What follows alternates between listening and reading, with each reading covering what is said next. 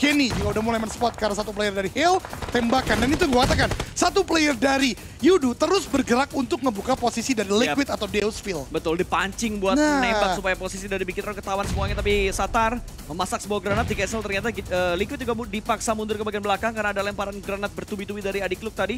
Masih belum menumbangkan satupun pemain dari Bigitron Red Villains kali ini. Masih bisa bertahan di antara kedua tim ini. Tapi fokusnya bingung gue jadinya. Ini mana yang mau mancing perang duluan gitu. Nah, ini dia. Dan bahkan bingung juga menurut gue untuk Bigitron Red Villains. Karena udah mulai banyak informasi yang terkumpul lagi. Bahwasanya mereka sekarang yang didesak oleh banyak tim. Bahkan Geekslate menjadi tim pertama di bagian tengah. Tapi ternyata Fluket tidak hanya jago melakukan agresivitas secara compound. Ternyata surprise attack dia juga on point. Di tempat lain kita lihat Deusville tadi ter-take down. Masih ada upayakah penyelamatan karena Satar baru saja juga menumbangkan atau setidaknya memberikan damage besar ke arah lawan yang mendekat ke arah Bigitron Red Villains. Betul, masih ada follow up dan backup dari Satar tadi untuk menyelamatkan seorang Liquid. Liquid masih belum tersentuh sama sekali dan Swap angle yang bebas banget dari Mika, namun Mika bertahan di bagian belakang sebuah pohon, masih belum bisa mendapatkan takedown dan Bigitron harusnya masih bisa melakukan sebuah proses revive. Tapi satu ditinggalin masih di bagian belakang, Genfos masih belum nge-regroup. Genfos masih belum nge-regroup dan sekarang dari tim Yudu mereka sudah kembali lagi. Bahkan setup mereka lebih tinggi dari Red Villains. Ini menjadi PR Bigitron di beberapa kesempatan terakhir. Mereka bermain auto udah sangat baik sekarang. Tapi ketika masuk ke dalam zona berikutnya mereka kurang cepat. Dan akhirnya justru dikuasai oleh lawan-lawan terlebih dahulu. Bigitron kali ini masuk dalam zona tidak mudah sama sekali. Karena Geekslate pun juga dari tim Yudu Lions sudah menjaga begitu kuatnya dalam zona. Hill justru sekarang menjadi tim yang walaupun hanya misalkan 2 orang, mereka nggak perlu untuk melakukan fight. Karena selatan begitu kosong, begitu prima posisi mereka, tinggal menunggu siapa yang fight, siapa yang kalah, mereka hadapi justru. Siapa yang menang, mereka hadapi. Ini Hell tinggal ngelihat mana yang survive dari seleksi alam di arah utara gitu. Itu dia makanya. Oh no, this is not a good situation tentunya bagi Bigitron. Satar. Oh no, Adik Luke mencari, Adik Luke. Harus bisa dapat satu Satar. Harus bisa dapetin Adik Luke dan Satar. Sebuah permainan begitu bagus tadi berhasil mendapatkan seorang Adik Luke, tapi tidak yang kedua karena ada backup yang bagus dari seorang Flux. Satu tumbang lagi dari Red Villains masih dicari oleh pemain-pemain dari tim Yudu. Namun sepertinya Genfos yang bakal menjadi pilar penting kali ini harus menghadapi Vampire yang ada di bagian sebelah kanan. Tembakan datang lagi dan Smavel lah yang mendapatkan hit terakhir dari seorang Swap. Last man standing. Ada Fluket di balik pohon. Dua player dari Red Villains benar-benar kompak, mendobrak dan saling memberikan backup. Betul, memberikan backup untuk melakukan sebuah backup fire tentunya karena lawan cukup baik tadi. Tapi Genfos udah mulai bergerak ke bagian depan lagi dan Fluket. Ini Fluket ini apa ya? Oh my god. Nice try. Nice try though untuk tim Bigitron Red Villains, tapi Fluket memang dari awal penggantian dia untuk masuk ke dalam line up Vampire benar-benar berubah segalanya. Tapi kita continue di game kali ini. Hill yang tadi misalkan 2 orang ter-takedown 1, mencari yang kedua dan Getslow pun tumbang dengan senjata haram MG3 coming from Mika. Ya, dan sekarang tim Malaysia sudah mulai naik lagi. Dan ini yang tadi gue pertanyakan ya. Di early game gue mempertanyakan tentang perform dari tim Malaysia. Dan sekarang dijawab oleh Yudu, dijawab oleh Geekslate juga. Mereka tampil begitu dominan dan sangat bagus. Apalagi gue applause banget untuk Geekslate. Kontrol area mereka bagus banget di jembatan sebelah kiri. Mereka main sabar dan sekarang mereka masuk di top 2 untuk Yudu dan juga Geekslate karena Vampire juga dipulangkan ke arah lobby. Ini Yudu Alliance ngingetin gue dengan permainan Adik Luke ketika di Miramar tahun lalu, Isya. Begitu luar biasanya mereka ketika bisa bermain cukup lepas, yaitu bergerak ke sana kemari, ada baiting yang lawan oleh Red Boy, bertindak sesuka hati. Keras sakti, jadi ke situ ya. Ini emang gigi banget. Tapi ya ini yang gue katakan tadi sih, mereka nggak serta-merta diam di satu tempat gitu loh, pas terus bergerak. Bahkan tadi Deusville yang awalnya mainnya udah benar-benar disiplin, akhirnya kepancing juga, ke-trigger juga gitu loh. Ketika ada confirm elimination dirasa bisa didapat, justru ngebuka posisi dia, terkena utility, ngebuat akhirnya Bigitron secara lambat laun ini makin kedorong dari zona seperti itu. Ya karena tadi Better menurut gua fokus mereka terlalu banyak terbaginya gitu. Antara mereka mau nembak ke arah Vampire, mereka mau nembak ke arah Geekslate, atau mereka mau dirinya untuk menghadapi tim Yudu. Dan itu yang ngebuat mereka jadi pusing 7 keliling dan akhirnya Geekslate naik lebih dulu daripada Bigitron. Iya ini bagus banget sih memang tadi ya kita katakan ya. Ya kita harus objektif teman-teman semua ya.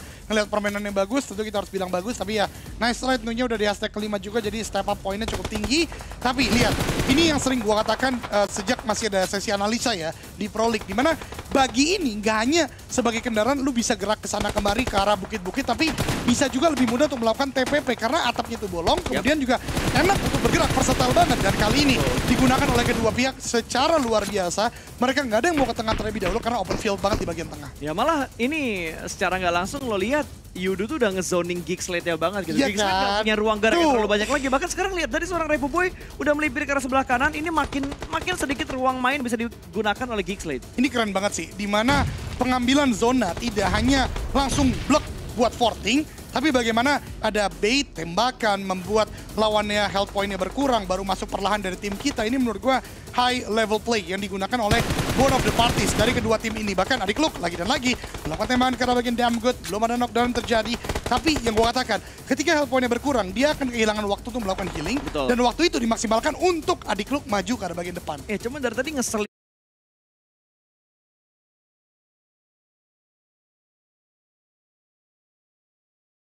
ini adalah bait move-nya dari Yudu ini.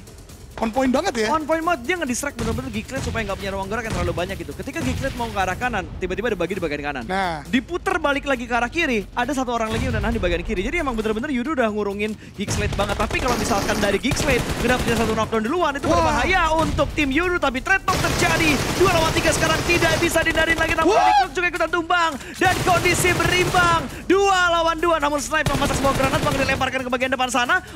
Masih belum bisa mendapatkan targetnya dan Rapaboy memberikan sedikit delay, memberikan sedikit decoy untuk menyelamatkan seorang Kenny. Kenny berhasil di revive dan kondisi kembali lagi berimbang. Ini bakal menjadi 3 lawan 3 karena Geeklet juga melakukan proses revive. Betul sekali, tapi dari seorang Flex OP maju ke arah bagian depan dengan sebuah S12 kan. Dia mengindikasikan sebuah close combat, tapi menghadapi Groza dan MG3 tentu tidaklah mudah dari Damgood. Masih mencari momentumnya, mencari di manakah letak pasti untuk melakukan tembakan, tapi Molly ke arah bagian Flex. Flex harus mundur terlebih dahulu, tapi damage terlalu besar. Knockdown kah? Ternyata tidak, tapi ternyata akhirnya knockdown dengan Molly yang dilakukan oleh Snag. 3 on 2 situation, Adik Luke ternyata masih bisa melakukan sebuah pertahanan. Kenny ternyata yang di sana, knockdown 1, tapi Snipes dan Mika terutama ter-takedown, 1 on 1 situation. Yes, 1 lawan 1 Jan. Ini greget banget, tadi nggak ada yang tahu di mana posisi dari seorang Kenny, dan sekarang Snipes punya PR banget karena Rapaboy lagi revive. Flux bakal bangkit kembali, tapi granat bakal segera dimasak. Ada True Crash juga, satu orang berhasil diamankan dan granat bakal dilempar, meletup balon hijau, di cover dengan sangat bagus, dan Geeklet berhasil mendapatkan winner chicken dinner yang kenok nge-cover supaya damage-nya nggak masuk. Itu dia body block teman-teman semua ya. Ketika knockdown bukan berarti akhir perjuangan Anda di battle tersebut. Body block yang luar biasa. Knock-in memang berhasil dilakukan, tapi delay DP28 yang terlalu fokus ke arah knockdown player membuat The Last Man Standing dari Geek bisa bangkit dan menembaki The Last Man Standing dari Yudu Alliance. Derby Malaysia yang begitu sempurna ditunjukkan di game kedua kali ini. So congratulations untuk Geeklet atas chicken dinnernya di game yang kedua. The next level play. Susah gitu untuk ngelihat di mana yang kenok jadi armor, jadi tanknya lah, di body block di depan sana. Cuman yang menjadi salutnya gue adalah di momen krusial, tensi lagi tinggi, lu sempet mikir buat kayak gitu. Itu dia, ditambah Geeklet yang tidak difavoritkan secara zona loh, pas dia didorong oleh zona. Karena tadi dari Yudu pun flash sangat cepat banget untuk menuju ke arah bagian pohon, langsung mengambil sebuah posisi untuk melakukan sebuah defensif. Tapi inilah kenapa kita katakan mereka adalah yang terpilih untuk bermain di Super League, karena memang mentality mereka, mindset gameplay mereka udah begitu sempurna gitu. Iya, itu tenangnya dia ngebuat body blocknya sukses ya tadi. Betul.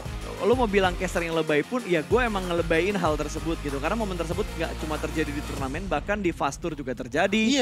Terus di Scrim juga terjadi, bahkan di Classic Rank juga terjadi. Cuman segimana mungkin lu bisa mikir hal tersebut dengan momen krusial dan cepat ya tadi. Iya, apalagi ini perebutan hashtag 1 dan hashtag 2 gitu, bisa kita katakan full battle, all out semuanya untuk fight di tempat tersebut. Dan luar biasa lah menurut gua, kemenangan Geek patut diapresiasi ya, karena lihat Stuxnet bahkan udah dipulangkan ke lobby sedari awal, sedangkan Yudu Alliance maju ke arah pertahanan Geek dengan 4 orang yang masih intact gitu loh. Jadi secara kuantitas, secara zona mereka diuntungkan. Tapi yang tidak disadari oleh Yudu Alliance adalah Geek punya 2 senjata yang paling mematikan di bagian close combat.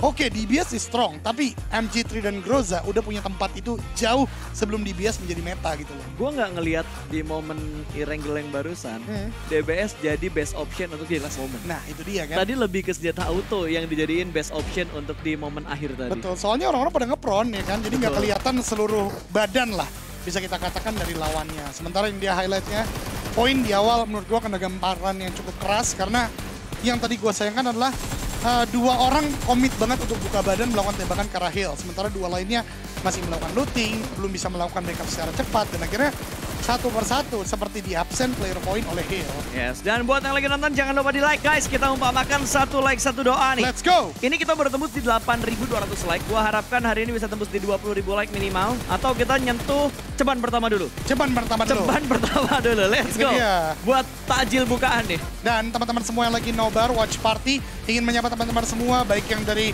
Alter Ego, dari Boom, dari PJEV, dari Bigetron, dari RRQ, boleh untuk ngajak teman-temannya yang lagi nobar atau watch party untuk ke official dulu, drop the like dulu, yang dari TikTok juga boleh ke official dulu, drop the like dulu biar kita tunjukin kita ini kompak bro. Betul. Biasanya malam minggu sih trending ya kan. Yoi, dan Gasket. Ko Daniel bisa yuk Ko